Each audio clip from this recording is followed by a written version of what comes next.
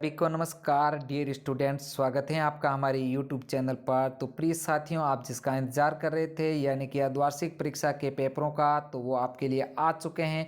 यह अर्धवार्षिक के प्रश्न पत्र। तो इस वीडियो में हम अध्ययन करेंगे कक्षा 7 का जो सामाजिक विज्ञान का ये वेरी मोस्ट इम्पॉर्टेंट अर्धवार्षिक का प्रश्न पत्र जो आपके 65 अंक का आयोजित होगा। तो डियर स्टूडेंट, आपसे रिक्वेस्ट है वीडियो को लाइक तथा शेयर जरूर कीजिए तथा चैनल पर नए हैं चैनल को सब्सक्राइब जरूर कीजिएगा। यह पेपर आप पढ़ करके निश्चित ही परीक्षा के अंदर बहुत ही ज़्यादा अंक प्राप्त कर लोगे और यह पेपर आपके लिए पूरी तरह से एक वरदान साबित होगा। तो डियर स्टूडेंट, बगैर समय को खराब करते हुए शुरू करते हैं। देखते हैं, सबसे पहले सही विकल्प का चयन कीजिए। तो यहाँ पर एक अबसद से संबंधित जो प्रश्न है, एक नंबर है सामंत कौन थे। तो यहाँ पर राजा के अधीनस्थ बड़े भूस्वामी, पुरोहित, राजा के पुत्र तथा न्यायाधीश। तो सही उत्तर होगा ए। यहाँ पर ध्यान रखना, सही उत्तर होगा ए, राजा के अधीनस्थ बड़े भूस्वामी। अब अगला 2 नंबर प्रश्न है, भारत में मुगल साम्राज्य का संस्थापक था, कौन था? बाबर था। ध्यान रखना, सही उत्तर होगा ए। नेक्स्ट अगला, मध्याह्न भोजन की व्यवस्था योजना सर्वप्रथम किस राज्य में की गई? तो यहाँ पर सही उत्तर होगा डी, उड़ीसा से शुरू की गई मिड डे मील की व्यवस्था। नेक्स्ट 4 नंबर, सार्वजनिक स्वास्थ्य सेवाएं कौन चलाता है? सही उत्तर होगा बी, सरकार चलाती है। अब अगला 5 नंबर प्रश्न, समस्त विश्व में गृह कार्य करने की मुख्यतः जिम्मेदारी होती है? सही उत्तर होगा बी, बच्चों की होती है। निम्न में से कौन सा मानवीय पर्यावरण का घटक है? तो यहाँ पर स्थल, समुद्र, पहाड़। ध्यान रखना, यहाँ पर जो सड़क है वो मानव निर्मित होती हैं, बाकी सब प्राकृतिक हैं।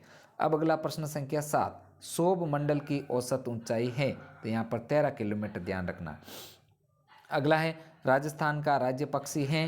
राजस्थान का राज्य पक्षी मोर, तोता, कबूतर, गोडावण। ध्यान रखना, जो है राजस्थान का राज्य पक्षी है गोडावण। सही उत्तर होगा बी। तो यहाँ पर ध्यान रखना, भारत का जो है राज्य पक्षी कौन सा है, कमेंट के माध्यम से हमें जरूर बताना। नेक्स्ट अगला प्रश्न 9 नंबर, चंदेरिया सीसा जस्ता शोधक संयंत्र किस जिले में? ध्यान रखना, इसका आंसर होगा ए, चित्तौड़गढ़ जिले में चंदेरिया सीसा शोधक संयंत्र। नेक्स्ट है साथियों 10 नंबर प्रश्न, जल संरक्षण हेतु सिंचाई की उत्तम विधि है? सही उत्तर होगा सी, बूंद बूंद सिंचाई पद्धति जो जल संरक्षण की उत्तम विधि है। आगे है साथियों प्रश्न है जो दिए गए शब्दों में उचित शब्द का चयन करते हुए रिक्त स्थानों की पूर्ति कीजिए। तो शब्द दे रखे हैं, इनको आपको रिक्त स्थानों में भरना है। रजिया, अभिलेखागार, आर्द्रता, मिर्जा हाकिम, आधार। तो यहाँ पर 11 नंबर है, अभिलेखागार वह स्थान है जहाँ दस्तावेजों और पांडुलिपियों को संग्रहित किया जाता है, अभिलेखागार आएगा। 12 नंबर है, रजिया दिल्ली सुल्तान सल्तनत की एकमात्र शासक थी। नेक्स्ट आएगा 13 नंबर, काबुल अकबर के सौतेले भाई मिर्जा हाकिम के राज्य की राजधानी थी। तथा अगला है, पर्यावरण हमारे जीवन का आधार है। और 15 नंबर है, वायु में उपस्थित जल वाष्प की मात्रा आर्द्रता कहलाती है। नेक्स्ट आगे साथियों, सत्य असत्य की कथन की पहचान कीजिए। प्रश्न संख्या 16, सन 700 के बाद के काल के संबंध में अभिलेख नहीं मिलते हैं, यह कथन जो है असत्य है। 17 नंबर है, भारत एक अधिनायक तंत्रीय देश है, यह कथन असत्य है क्योंकि भारत एक जो है लोकतंत्रात्मक देश है। नेक्स्ट है आगे 18 नंबर, मुख्यमंत्री की सलाह से राज्यपाल अन्य मंत्रियों की नियुक्ति करता है, यह कथन सत्य है, आपको सत्य लिखना है। तथा 19 नंबर है, संविधान कहता है कि स्त्री और पुरुष होने के कारण आधार पर भेदभाव किया जा सकता है, यह कथन असत्य है। तथा 20 नंबर है, नाइट्रोजन वायु में सर्वाधिक मात्रा में पाई जाने वाली गैस है, यह कथन एकदम सत्य है। तो डियर स्टूडेंट, इस प्रकार सत्य तथा असत्य कथनों की आपको पहचान करनी है। तथा आपसे पुनः एक बार रिक्वेस्ट है, वीडियो को लाइक तथा शेयर जरूर कीजिएगा तथा चैनल पर नए हो तो चैनल को सब्सक्राइब जरूर कीजिएगा।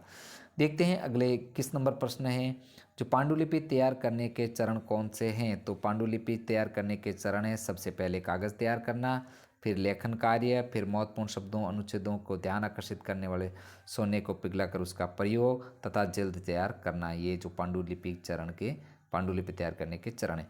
अब आगे, बीमारियों से बचाव के लिए हमें कौन कौन सी स्वास्थ्य सेवाएं आवश्यक हैं? तो इसका आंसर है, हाथ धोना चाहिए, संपर्क से दूर रहना चाहिए और जागरूक रहना चाहिए, टीकाकरण अपनाना चाहिए तथा रोगी से जुड़े हुए स्थानों से साफ रखना चाहिए। इस प्रकार बीमारी से बचाव किया जा सकता है। तथा 23 नंबर है, समाज लड़के और लड़कियों में किस प्रकार अंतर करता है? तो इसका उत्तर है कि समाज बचपन से ही खिलौने के माध्यम से लड़के और लड़कियों में अंतर करता है, क्योंकि लड़कियों के खिलौने गुड़िया होती हैं और बच्चों की खिलौने होती है, जेसीबी मशीन और कारें होती है। तो इस प्रकार बचपन से जो लड़के और लड़कियों में भेदभाव किया जा सकता, अंतर करता आया है मानव। तो यहाँ पर इसका प्रश्न का उत्तर अपने मन से भी लिख सकते हो साथियों। अगला 24 नंबर है, मानव निर्मित पर्यावरण के 4 उदाहरण दीजिए। तो सड़क लिखना है, मकान, उद्योग, बस, अपने अनुसार कुछ भी लिख सकते हो मानव जो मनुष्य द्वारा निर्मित है। नेक्स्ट है 25 नंबर प्रश्न, आर्द्र दिन में गीले कपड़े सूखने से अधिक समय लेते हैं, क्यों? तो इसका उत्तर है, आर्द्र दिन में हवा में पहले से बहुत अधिक नमी या पानी के वाष्प होते हैं। यही कारण है कि गीले कपड़ों को सूखने में अधिक समय लगता है। नेक्स्ट अगला 26 नंबर प्रश्न, आयात निर्यात की परिभाषा एवं महत्व को समझाइए।